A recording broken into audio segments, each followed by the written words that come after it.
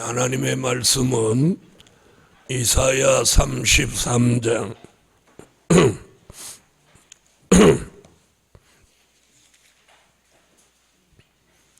이사야 33장 6절입니다. 이사야 33장 6절.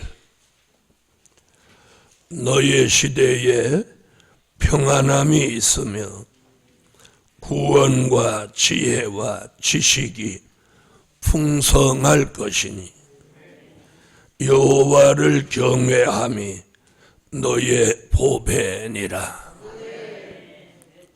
여호와를 경외함이 너의 보배니라. 네, 오늘 아침 증거해 드릴 말씀은 여호와를 경외함으로 보배를 삼으라. 여호와를 경외함으로 보배를 삼으라. 우리는 땅의 것을 보배로 알고 또 보배로 삼습니다. 그러나 이사야 선지자는 마지막 때를 살아가는 우리에게 여호와를 경외함으로 보배를 삼으라 고 조언하고 있습니다. 어디를 가서 누구를 만나보아도 하나님을 경외하는 마음을 가지고 어떻게 하면 주의 재림이 가까운 이 시대에 어떻게 하면 우리가 바로 믿는 거며 바로 사는 건가, 그런 말을 주제로 삼는 사람들을 별로 만나보기가 어려워요. 저와 만나는 사람도 또 어디를 가서 대화하는 소리를 들어보면 한마디도 이런 내용을 들어볼 수 없어요. 그저 세상 얘기, 사람 얘기, 돈 버는 얘기, 그런 얘기뿐입니다.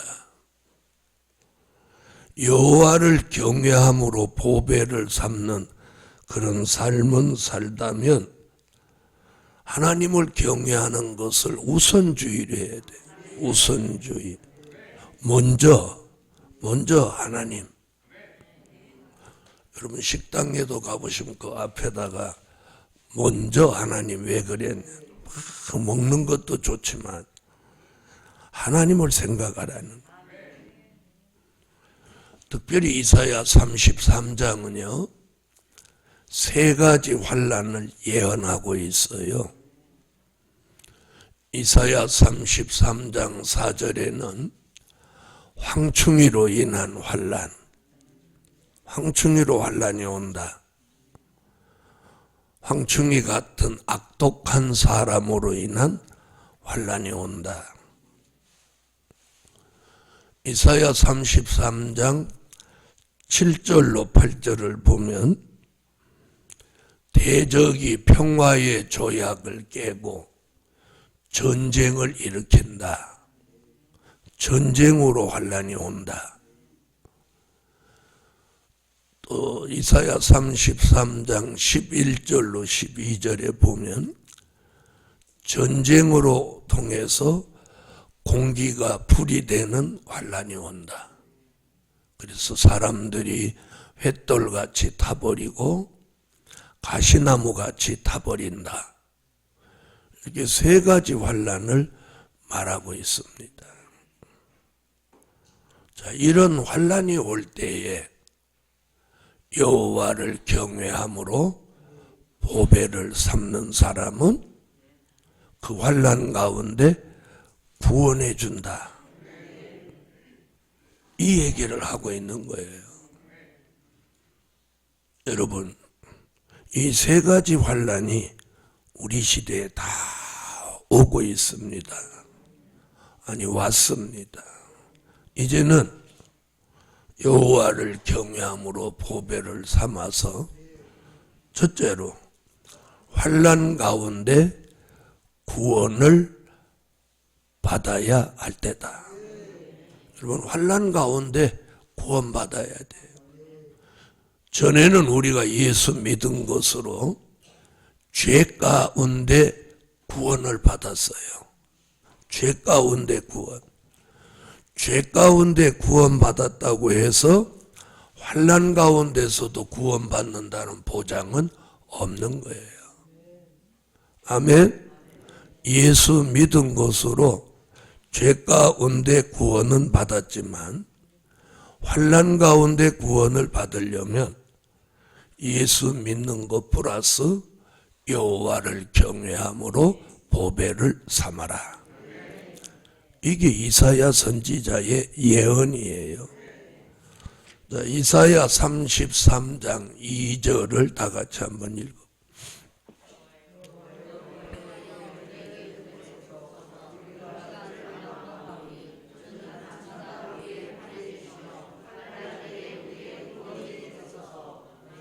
자, 2절 하반절에 보면 뭐라고 그래요? 환난 때에 우리의 구원이 되소서. 이걸 기도하라는 거예요. 아멘. 그래서 2절에 환난 때에 우리의 구원이 되소서 그래 놓고 4절 같이 오는 황충의 환난, 7절로 8절 같이 오는 전쟁의 환난, 11절로 12절 같이 오는 공기가 불이 되는 환난. 그 환난 날을 내다보고 환난 날에 우리를 구원하소서. 이 기도를 하라는 거예요. 그 구원 이야기가 다시 6절에 나오는 거예요. 6절, 너의 시대에 평안함이 있으며 구원과, 여기 나오죠? 구원. 여기서 말하는 구원은 33장 2절에서 말한 환난 날에 우리를 구원하소서. 그 구원이에요. 복음 받은 여러분, 여호와를 경외함으로 보배를 삼는 그 사람에게 하나님이 보장해 주는 축복이 뭐냐? 환난 날의 구원이에요. 자, 보세요. 자, 예수 믿었다고 해서 전쟁이 일어났을 때 안 죽는다는 보장 있어요, 없어요? 없죠? 없습니다. 없어요. 죄 가운데서는 구원받았지만, 그죠? 죄 가운데서는 구원받았어요. 그러나 이제는 환난 가운데서 내 육체가 구원받기 위해서 우리는 여호와를 경외함으로 보배를 삼아야 돼. 그것이 생활화돼야 돼요. 생활. 아멘. 자, 두 번째,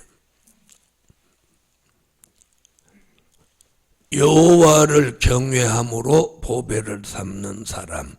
두 번째, 너의 시대에 평안함을 주신다.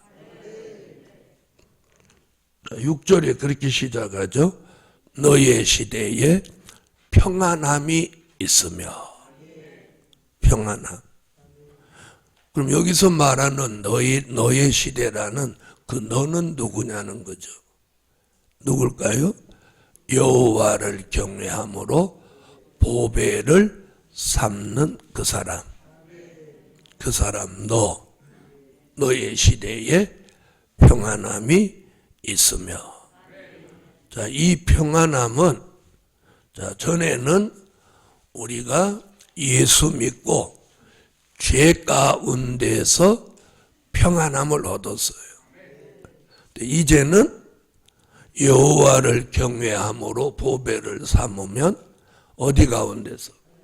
환난 가운데서 평안함. 왜? 환난 가운데서 구원을 얻었기에 환난 가운데서 평안함을 얻는 거예요. 여러분, 우리가 살아보면 가장 큰 은혜는 평안함이에요. 평안함이에요. 불안해 보셨어요? 불안해 보셨냐고. 우리가 불안함이 들어오면 아무것도 할 수가 없어요. 예? 불안함을 가지고 설거지도 안 돼요. 불안한 가운데 설거지하면 그릇 다 깨요. 그래서 안 깨지는 그릇이 나오는 거예요. 하도 깨니까. 그래서 오늘 우리가 가장 큰 은혜가 뭐냐? 평안함이에요. 평안함. 마음의 평안함. 생활의 평안함. 가정의 평안함. 교회의 평안함. 그래서 내가 여호와 하나님을 경외한다? 그걸 보배로 삼는다? 그걸 인정하실 하나님이 어디 계시겠어요? 그렇죠? 그래서 우리가 조그만 일이라도 이게 하나님이 보실 때는 어떨까? 이런 생각을 한 번쯤은 하고 살아요. 한 번쯤. 그래서 너희 시대에 무엇? 평안함. 그래서 마음이 평안하고 가정이 평안하고 교회가 평안하고 또 나라가 평안해야 돼. 여러분, 우리는 은혜자라면 내가 다소 불편하더라도 남에게 평안함을 주고자 해야 되는 거예요. 이게 바른 자세예요. 아멘. 방에서도 잘 보세요. 나 평안해지려고 큰 대자로 이렇게 해가지고 옆에 사람 배우에다 팔 올리고 옆에 사람 배우에다 팔 갖다 올려놓고 아이고 평안하다 올려놓으니까 이러면 이건 민폐예요. 민폐. 이런 사람은 평안함을 가질 자격이 없는 사람이에요. 아유 어쩐 적에 내가 발 얹은 거 목사님 어떻게 알았대? 우리가 내 삶 속에서 내 평안함을 얻기 위해서 남에게 민폐를 끼치면 안 되는 거예요.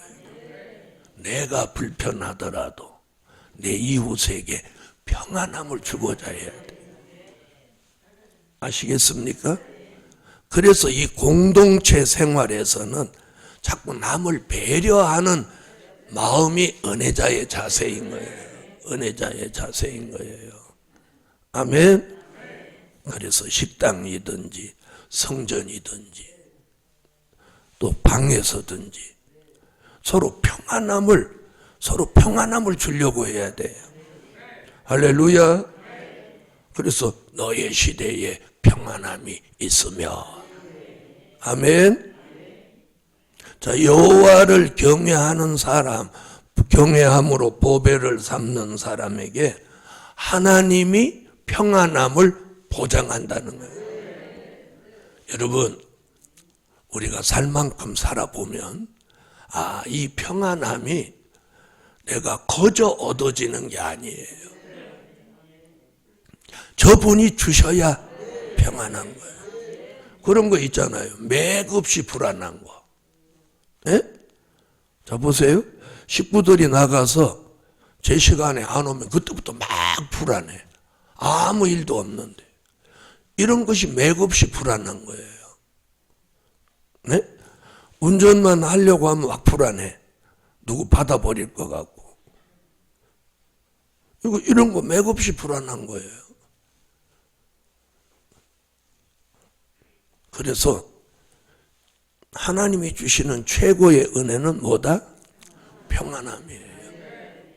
그래서 우리가 중생했을 때 제일 먼저 마음속에 들어온 게 뭐였어요? 평안함이었어요. 평안함이요. 그래서 그때 저도 중생하고 방언으로 나온 찬양이 내 주에 도천받은 날 참 기쁜 날이 아닌가. 기쁜 날 나의 죄다 씻었네. 그 다음에 나온 찬양이 뭐냐? 평화로다. 하늘 위에서 내려오네. 그때 너무 좋은 방언으로 평화. 오늘은 방언이 안 나오네. 그날은 방언으로 막 평화로다. 하늘 위에서 내려오네. 그래 손 이렇게 들고 막 그 찬양하는데 그 평안함이 여기 들어와. 그 평화가, 그때 들어온 평안이 지금도 제게 있어요. 그래서 뭐 웬만한 일이 있으면 김진경 목사가 아니 내일 그렇게 걱정스러운 일이 있는데 잠이 오냐고. 잠 온다. 잠 안 잔다고 그게 해결되냐? 자자. 주님이 가라사대 내일 걱정은 내일 하고 오늘 걱정은 오늘 하라고 했는데 뭐하러 내일 걱정을 땡겨서 하냐? 여러분 평안하면요 잠도 잘 오게 해요. 이게 은혜야. 할렐루야. 이런 은혜가 오늘 여러분에게 함께 하실지어다. 그런 은혜는 하나님께로 오는데 그런 은혜가 하나님께로 오려면 우리는 어떻게 해야 돼? 여호와를 경외함으로 보배를 최고로 삼아야 돼. 제1로 삼아라. 우선주의로 삼아라. 그것도 하나님이 해주셔야 돼. 그것도 하나님이 해주셔야 돼. 네? 세 번째, 지혜와 지식이 풍성하게 하신다. 여러분, 이 마지막 때를 살아가는 사람들에게 지혜와 지식이 필요해요. 다시 말하면 하나님이 주시는 지혜를 가지고 살아야 돼요. 다른 쪽으로 말하면 얼빵하게 멍청하게 살지 말라는 거예요. 네? 그러면 꾀 갖고 살으라는 말이냐? 그거 아니에요. 지혜. 누가 주시는? 하나님이. 그래서 오늘 6절 보세요. 너희 시대에 평안함이 있으며 구원과 지혜와 지식이 풍성할 것이. 여호와를 경외함으로 보배를 삼는 사람에게는 뭘 주셔? 지혜와 지식을 주시는 거예요. 여러분 어느 시대나 지혜 있는 사람, 하나님이 주시는 지혜를 가지고 사는 사람은요 피해받지도 않고 남에게 피해를 주지도 않고 잘 살았어요. 그 대표적인 사람을 꼽는다면 다니엘, 솔로몬. 얼마나 잘 살다 간 사람들이. 아멘. 여러분은 다니엘 쪽을 꼽아요. 같은 지혜라도 다니엘 같이 살기를 원해요? 솔로몬 같이 살기를 원해요? 거짓말. 마음은 솔로몬 쪽 하고 싶은데 아이고 그래도 말은 그렇게 해야지. 지금 연세 많으셔도 지금이라도 한번 폼나게 살고 싶잖아. 양심껏 말해봐요. 폼나게 살고 싶어 한 사람과 정직하게 말해요. 폼나게 살고 싶어요? 거지같이 살고 싶어요? 내가 요 거지같이 살고 싶어 이걸 붙여야 이제 폼나게 살고 싶어요 이래 간다고. 여러분 나이하고 상관없이 사람은 욕구라는 게 있어. 그래 다 폼나게 살고 싶어. 그게 폼나게 사라지지 않아서 그렇지. 맞아요 안 맞아요? 예? 연세 드셨어도 이쁘게 살고 싶잖아. 그러니까 매일 아침 거울 보고 그 연세에도 얼굴에 뭘 찍어 바르고 그러잖아. 그건 인간의 욕구니까 어쩔 수 없는 거예요. 그 지금 말하는 건 나쁘다는 거 아니에요. 응? 다시 묻겠어요. 폼나게 살고 싶어요? 거지같이 살고 싶어요? 그거 봐. 그러니까 제가 유도하는 쪽으로 여러분은 대답 안 하고 못 배겨. 그 폼나게 사는 것이 제가 세속적인 얘기 아니에요. 하나님의 사람으로 폼나게. 무슨 말인지 아시겠어요? 그게 뭐예요? 여호와를 경외함으로 보배를 삼으면 지혜와 지식이 풍성해지는 거예요. 아멘. 그래서 다니엘 같은 지혜, 솔로몬 같은 지혜, 그 지혜로 다니엘서 12장 3절에 많은 사람을 살리고, 아멘. 다니엘서 12장 9절로 10절 같이 봉함한 책의 말씀을 깨닫고, 그 얘기예요. 지혜를 풍성하게 해가지고 이 마지막 때에 하나님이 쓰실 종으로 만드시는 거예요. 마태복음 24장 45절로 46절 같이 때를 따라 양식을 나누어 주는 지혜로. 아멘. 요한계시록 13장 16절로 18절 같이 짐승표 666을 분별하는 지혜로. 요한계시록 17장 9절로 11절 같이 8째 왕을 분별하는 지혜로. 이런 지혜로 풍성하게 만드는 거예요. 할렐루야. 그래서 다니엘 같이 사자굴에서도 피해받지 않고 모함 받는 일에도 피해받지 않고, 우리가 모함은 받아도 피해는 받지 않아야 돼. 그런데 우리는 어떤 모함을 받으면 피해를 받잖아요. 받죠? 그런데 다니엘은 받지 않았단 말이에요.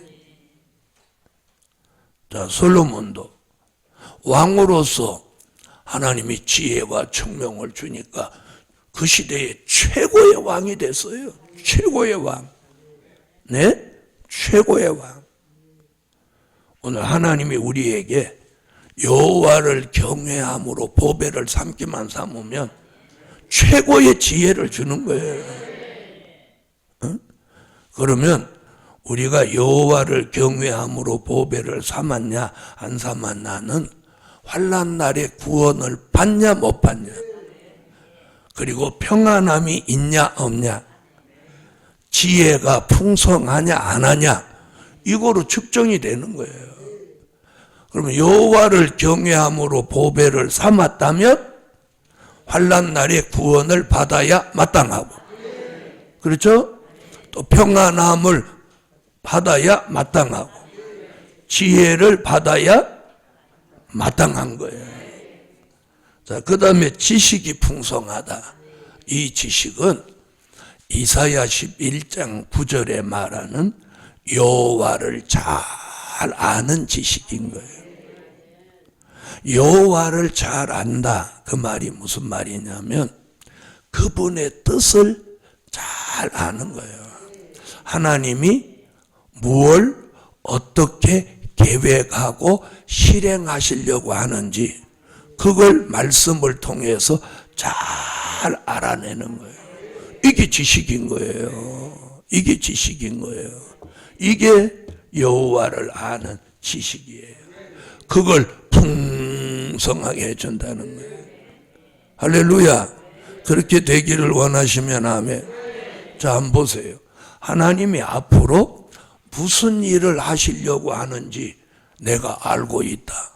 뭘 통해서? 뭘 통해서? 반드시 말씀을 통해서요. 말씀. 내 생각, 내가 기도하다 받은 응답, 그런 건 소용없어. 언제든지 말씀을 통해서요. 자, 그러면 말씀을 통해서 앞으로 하나님 무슨 일을 하려고 하느냐? 대한민국에 전쟁이 있게 하고, 전쟁이 일어나기 전에 시온의 성회를 열리게 하고, 그 성회에 뜻 있는 종들을 하나님이 부르시고, 아멘. 그 성회를 통해서 남종과 여종에게 신을 붓고, 그 전쟁을 통해서 싹군을 다 없애버리고 참 목자를 나오게 하고 남과 북이 통일되게 하고 하나님의 인을 치는 역사가 대한민국에서 일어나게 하고, 그 인맞은 종 14만 4천의 수를 채워서 다시 예언하게 하고, 흰옷 입은 무리들을 나오게 하고, 그들을 예비처로 인도하게 하고, 그리고 인맞은 종은 3일 반 동안 쓰러져 죽었다가 3일 반 후에 생기받아 살아나서 이리로 올라오라는 음성을 듣고 들림받게 하고, 들림받을 사람 들림받고 예비처로 갈 사람 예비처로 가고 나면 저 유프라테 중동 전쟁이 일어나서 지구에 있는 사람 3분의 1이 다 죽고, 그리고 그 전쟁을 끝으로 지구 전체가 3년 반 동안 수정통치 시대가 오게 하고, 3년 반이 끝나면 공중에 오셨던 주님이 순교자와 인맞은 종을 데리고 지상에 강림하여 이 세상을 심판하고, 심판이 끝나면 1000년 동안 그리스도의 나라를 이 땅에 이루게 하는 거예요. 여러분, 이게 하나님의 계획이에요. 이걸 말씀을 통해서 환하게 알고 있는 거예요. 그리고 그렇게 알고 있는 것으로 끝나는 게 아니라 그걸 말할 수 있어야 해요. 성경적 근거를 가지고. 이게 뭐예요? 이게 여호와를 아는 지식인 거예요. 학벌이 아니에요. 학벌이 아니야. 네? 세상의 학벌로는 이걸 알 수 없어. 여호와를 아는 지식. 그래서 오늘 제가 단편적으로 조금 이렇게 얘기를 했어요. 그러니까 오늘 이 말을 말씀을 들으면서 나도 오늘 이후부터 일어나는 미래를 내가 얼마나 알고 있나, 오늘 새벽기도 마치고 기도하시면서 자기가 한번 이렇게 생각을 정리해 봐요. 저는 생각을 참 많이 하는 목사예요. 이렇게 눈을 감고도 자동차를 타고 가면서 자지 않을 때는 많은 생각을 하는 거예요. 무슨 생각? 잘 먹고 잘 사는 생각이 아니에요. 하나님은 이 일을 어떻게 하시려고 하는 걸까? 하나님, 이 일 어떻게 하시려고 하세요? 네, 한 예를 들면 서울 성전 어떻게 하시려고 하세요? 그리고 그 사람들을 만나면 저는 어떻게 할까요? 이렇게 기도하고 있으면 하나님이 제 머릿속에다 지혜를 주는 거예요. 요렇게 해라. 요렇게 해라. 요렇게 하면 그들은 할 것이다. 우리 그대로 말하니까 그 사람들이 받아들이는 거예요. 그래서 내가 그 사람들 만나서 이렇게 했어요. 제가 여기 오기 전에 하나님이 제게 준 생각을 여러분들이 이해할 수 있게 해달라고 여러분을 위해서 내가 기도하고 왔습니다. 실제 기도했거든요.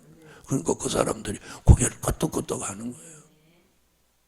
그리고 얘기 다 끝난 다음에 우리가 한 분은 예수 믿는 거 확실한데 두 분은 예수 믿는지 어쩐지 모르겠지만 제가 말하니까 아멘 그러는 거예요. 그래서 내가 일어나기 전에 우리 기도 한번 합시다. 그리고 내가 간절히 기도를 해줬어요. 그랬더니 너무 좋아하면서 저희 사무실에 수많은 사람이 방문을 했는데 기도해 주신 분은 목사님이 처음입니다. 이러면서 너무 좋아하는 거예요. 그게 뭐예요? 그렇게 그런 사람들 앞에서 기도할 수 있는 게 영적인 여유라는 거예요. 영적인 여유. 알아들으세요? 네. 오늘 지혜와 지식이 풍성해져라. 오늘 요 첫째, 둘째, 셋째는 여러분이 이제 요 새벽기도 마치면 그걸 붙들고 기도를 해야 돼. 어머나, 눈 감았더니 사라져 버렸어. 그래서 그런 사람을 위해서 제가 꼭 통성으로 기도할 때 첫째, 둘째 이렇게 소리 내서 말해주는 거예요. 왜? 나도 그런 때가 있었어. 나도. 저도 태어나자마자 목사가 아니었잖아요. 그죠? 저도 성도로 살았던 때가 있었단 말이에요.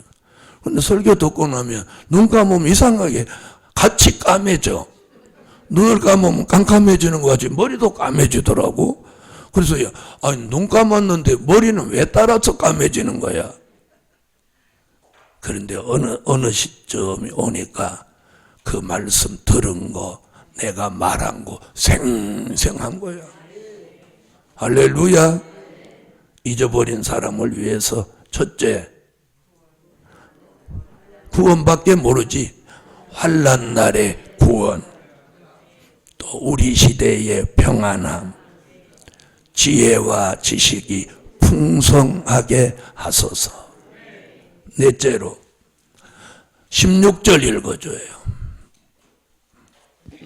그는 높은 곳에 거하리니 견고한 바위가 그 보장이 되며 그 양식은 공급되고 그 불은 끊지지 아니하리라 하셨느니라. 마이크를 조정을 할 줄은 모르냐?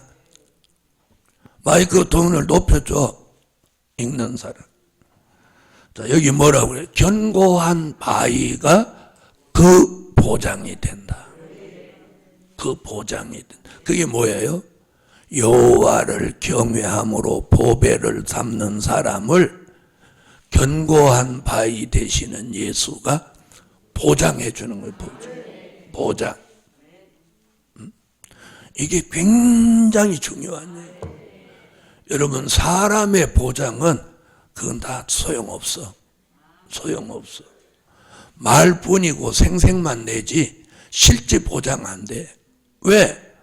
아니, 자기 앞가림도 못하는데 누구 앞을 뭐 보장해? 다 괜한 소리야. 내가 그런 소리 한번 했죠. 여자를 자기 여자로 만들려고 연애를 하는데 여자가 허영심이 조금 있으니까 막 좋은 걸 사다 주면서 내가 너 손에다가 물 안 묻히고 살게 해줄게. 너 공주같이 살게 해줄게. 이랬더니 그 여자가 홀랑 넘어갔어. 여러분, 어떻게 이 세상에서 손에 물을 안 묻히고 산단 말이요? 그 미친 거지. 그러면 손에 물을 안 묻히려면 어떻게 해야 돼요? 세수도 남이 해줘야 되고, 그죠? 뭐 설거지는 말할 것도 없고. 그런데 결혼하니까 당장 손에 물 묻혀 안 묻혀? 그랬더니 내 너한테 속았다고 그랬더니 고무장갑 갖다 주면서 야, 이거 끼고 해. 그럼 손에 물 안 묻어 그러더라는 거야. 말 돼요, 안 돼요? 그럼 그 남자애도 머리는 좀 있는가 봐. 어? 야, 고무장갑 끼고 해봐. 손에 물 안 묻어 그러더라는 거예요. 된통 당했지. 그러니까 우리가 남녀 관계도 상식을 넘어서는 말하면 그건 사기야, 사기. 맞아요, 안 맞아요? 그런 말하는 그놈이나 그런 말 듣는 그 둘이 똑같아. 그러니까 결혼해서 하는 거예요. 근데 그 여자는 평생 야, 이놈아 손끝에 물 안 묻히게 해준다더니 그 소리 이제 죽을 때까지 하면서 살아. 복음 받은 여러분, 예수의 보장이라 해야 돼요. 그럼 여기서 예수의 보장이 왜 필요하냐? 환난이 오기 때문이에요.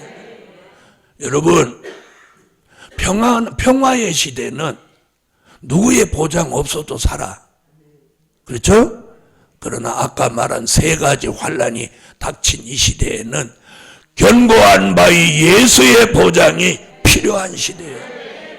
그 보장은 내가 여호와를 경외함으로 보배를 삼을 때 주시는 거예요.